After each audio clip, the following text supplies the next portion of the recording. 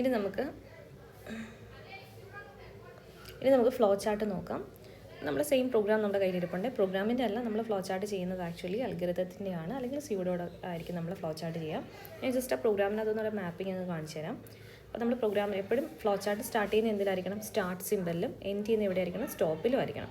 അപ്പോൾ നമ്മൾ programme start ചെയ്യുന്ന സമയത്ത്, നമ്മൾ ഫ്ലോ ചാർട്ട് ആക്കുന്ന സമയത്ത് ആദ്യം നമ്മൾ എന്ത് ചെയ്തു? സ്റ്റാർട്ട് കൊടുത്തു.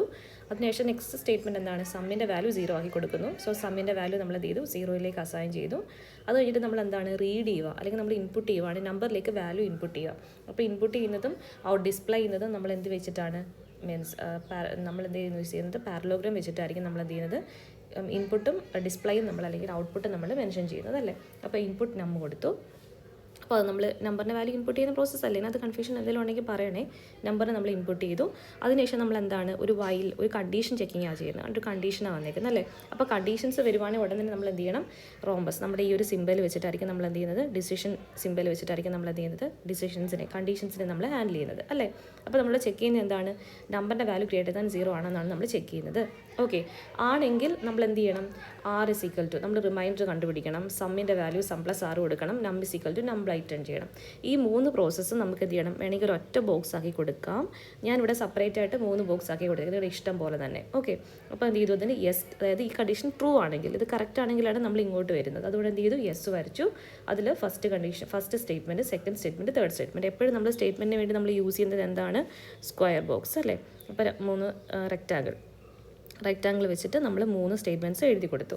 R = നം mod 10, സം = സം + R, നം = നം / 10. അത് 3 ചെയ്തു. എന്നിട്ട് നമ്മൾ എന്താ ഇങ്ങനെ പോയി ഇത് നോക്കിക്കേ. ഈ 3 സ്റ്റെപ്പുകൾ നമുക്ക് എന്താണ്? റിപ്പീറ്റ് ചെയ്താൽ ചെയ്യേണ്ടത്.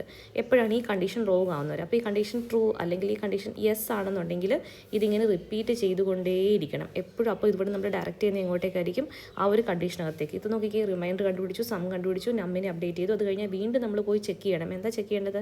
നം >0 ആണെന്ന് ചെക്ക് ചെയ്യണം. ആണെങ്കിൽ ഇത് റിപ്പീറ്റ് ചെയ്യണം. നോക്കിക്കേ, അപ്പോൾ അതുകൊണ്ട് നമ്മൾ ഇവിടുന്ന് ഇതിനെ നമ്മൾ കണക്ട് ചെയ്ത് നേരെ എങ്ങോട്ടേക്കാണ് പോകുന്നത്? ഡിസിഷനിലോട്ടാണ് ഫീഡ് ചെയ്യുന്നത്. കണ്ടോ? അതായത് ഡിസിഷൻ്റെ എങ്ങോട്ടാണ്? ഡിസിഷൻ്റെ ഡിസിഷൻ്റെ ഇൻപുട്ടിലേക്ക്.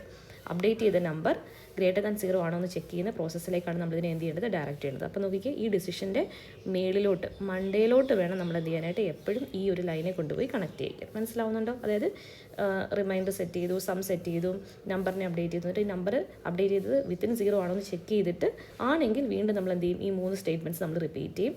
ഇപ്പോൾ എപ്പോഴാണോ നമ്മുടെ ഈ ഒരു 3 കണ്ടീഷൻസ് നമ്മൾ ചെയ്ത് കഴിഞ്ഞ് നമ്മിനെ അപ്ഡേറ്റ് ചെയ്ത് നമ്മൾ ചെക്കിങ്ങിന് വേണ്ടി കൊണ്ടു ചെല്ലുന്ന സമയത്ത് നമ്മിൻ്റെ വാല്യൂ >0 അല്ലാതാവുന്നത്, എന്ന് പറഞ്ഞാൽ നമ്മിൻ്റെ വാല്യൂ 0യേക്കാളും ചെറുതാവുന്നത് അല്ലേ.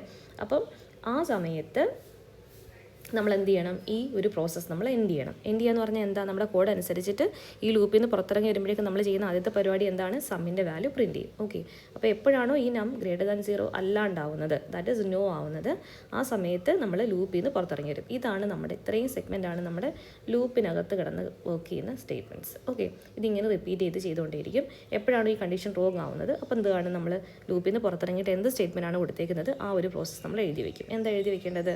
നോ ആണെങ്കിൽ പ്രിൻറ്റ് ചെയ്യണം. എന്ത് പ്രിൻറ്റ് ചെയ്യണം? സം പ്രിൻറ്റ് ചെയ്യണം. എന്നിട്ട് എന്ത് ചെയ്യണം? നമുക്ക് പ്രോഗ്രാമിനകത്ത് സ്റ്റോപ്പ് കാണത്തില്ല, അൽഗരിതത്തിനകത്തും സ്യൂഡോയ്ക്കകത്തും ഫ്ലോ ചാർട്ടിനകത്തും സ്റ്റോപ്പ് കാണണം. എന്നിട്ട് നമ്മൾ എന്ത് ചെയ്തു? സം പ്രിൻറ്റ് ചെയ്തുകൊണ്ട് നമ്മൾ എന്ത് ചെയ്തു? സ്റ്റോപ്പ് ചെയ്തു. We will wind up this process. Okay, അപ്പോൾ ഈ സെയിം ഇത് തന്നെയാണ് നമ്മൾ ഇനി വരാൻ പോകുന്ന ഓരോ പ്രോഗ്രാമിനകത്തും ലൂപ്പിനകത്ത് അല്ലെങ്കിൽ നമ്മുടെ ഫ്ലോ ചാർട്ടിനകത്ത് നമ്മൾ യൂസ് ചെയ്യുന്നത്. ഓക്കെ.